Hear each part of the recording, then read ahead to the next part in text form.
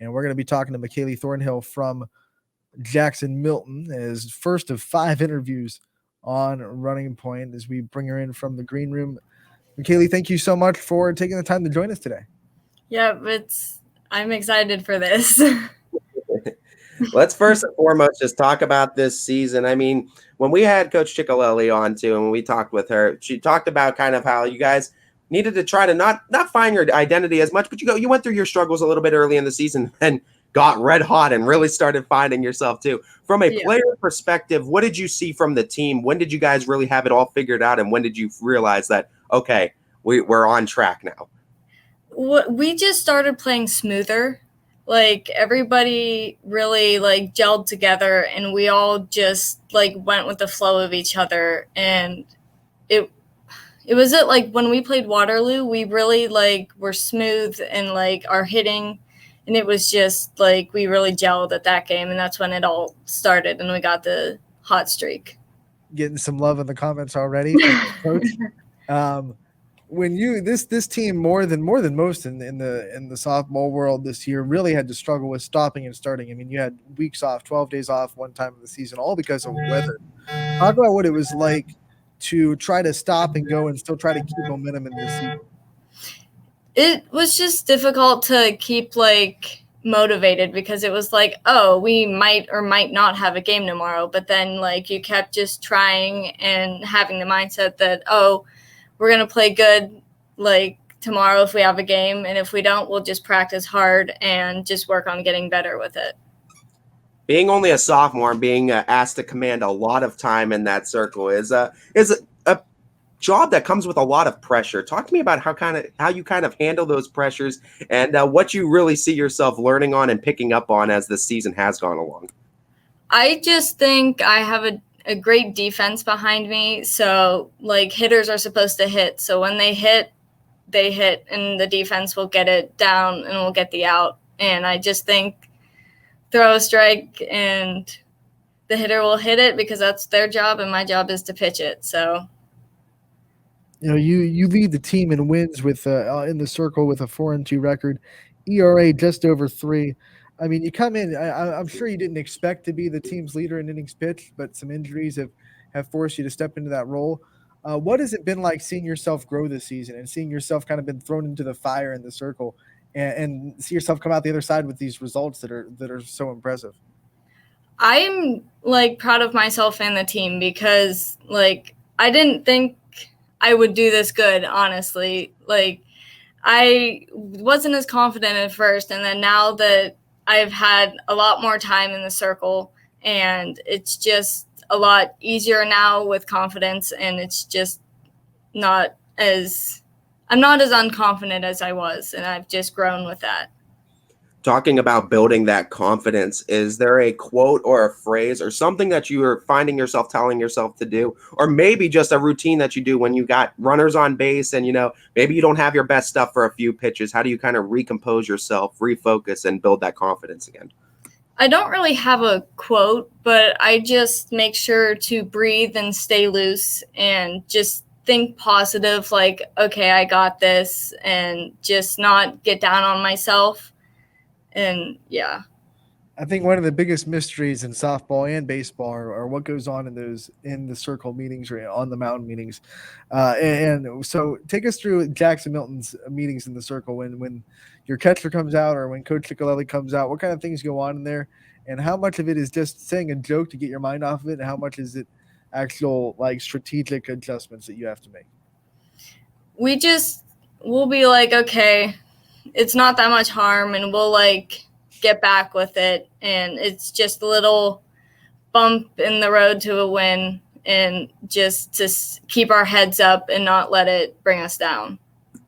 We gotta ask about the Cotton Eye Joe dance, because it seems like you guys are doing this all the time now, and I mean, the dancing's kind of been your response to the rainouts. I gotta ask, who's the best dancer too, and where did this Cotton Eye Joe dance come from? I think Emily Foltz is one of our best dancers when we do the Cotton Eye Joe, because she's just confident with it. But we just do it to get loose, and we were like, it works because we started doing it, and then we started winning. So we're like, maybe it's like a good luck charm or something. And now we just do it to have fun, to get loose and get ready for the game. Was there someone that suggested like, hey, let's dance to Cotton Eye Joe real quick, see if what it does? I mean, how'd that even like start?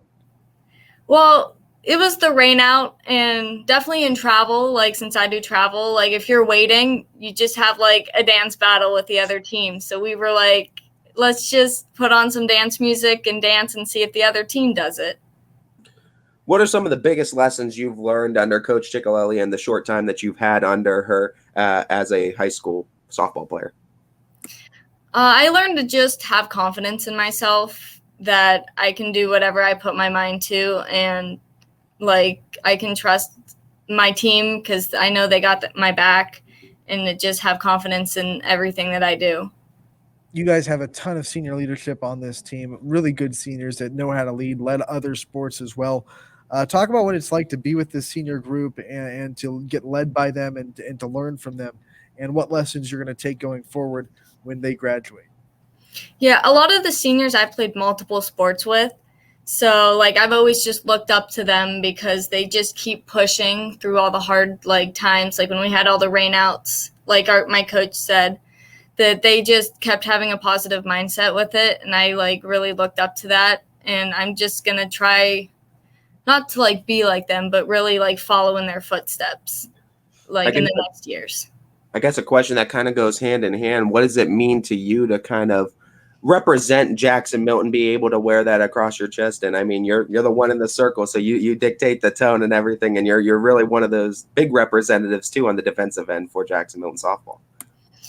Yeah, I just think to just play for the team and myself, because my dad also went to Jackson Milton. So then I'm like, okay, I got to follow in his footsteps and really go with it through Jackson Milton. And so I want to ask, because I know Carla Blankenford isn't on the softball team, but obviously she's been living with you all season. Yeah. What has it been like to get like, I want a sister for a year, to be able to experience basketball with her and to go through this experience with her of her coming over to the States and like I said, getting a sister for the year? Yeah, it was nice, and it's definitely different, but like I have a brother, so then having a sister was like, oh my gosh, I have a sister. And it was nice because then I could share, like just be friends with her, and she lived with me. It's nice. Talking about being in that Jackson Milton community, and aside from sports, what are some things that you do to kind of relieve some pressures of the world too? What are some hobbies that you have, or what are some things you do to kind of take your mind off of softball and sports? We do like 4-H pigs.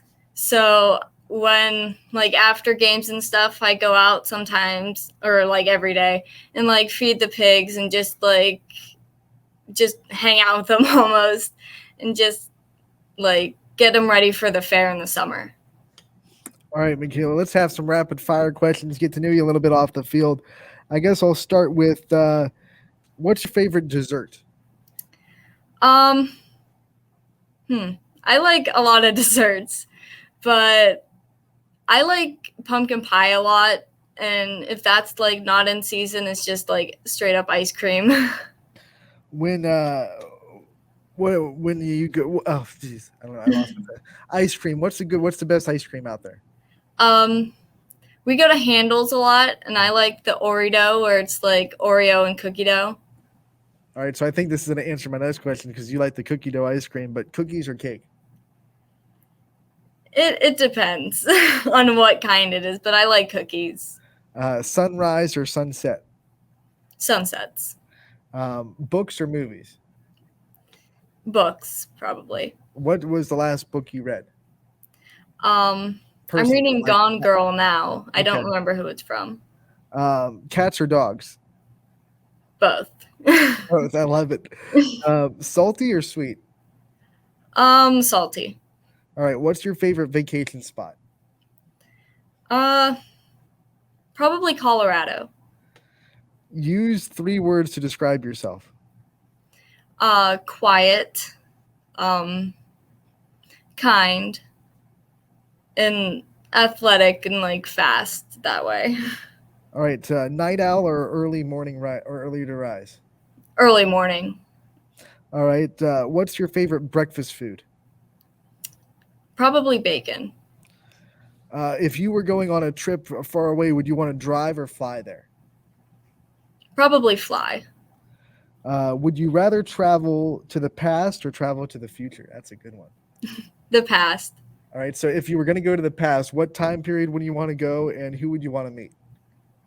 Like the 80s or 90s. And I don't know who I'd want to meet because I just want to be in that time and meet the people there, like just around. If you could have dinner with anyone right now, living or dead, who would you want to have dinner with? Probably my grandpa. When would you like? What's your favorite subject in school? Math. Summer or winter? Summer. Thank you. Last one we'll get before we get you out of here. What is your favorite genre of music? I listen to everything. Like I have a wide range, but probably country. All right, with that, if you got a walk-up song, what would it be?